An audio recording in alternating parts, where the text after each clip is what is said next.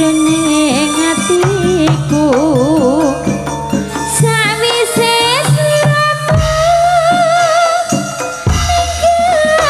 aku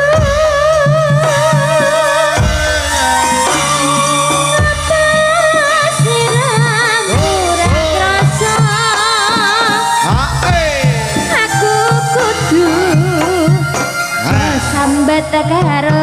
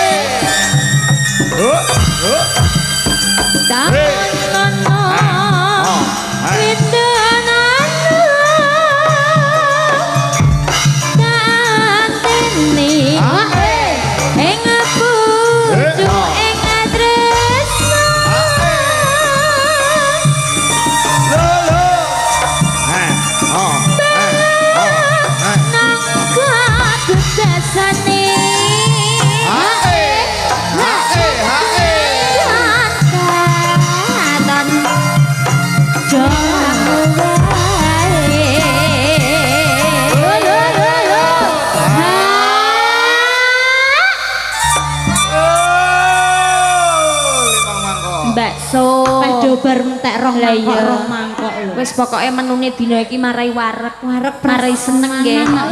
Jan luar biasa. Pentole Pak Akrom enak ya, Dik ya. Diamuk Bu Akrom, wah apa kowe pentole Bu? Maaf pentol loro tak lho. Pentol bakso mangkok kok iso. Ya omak dek kae aku lho.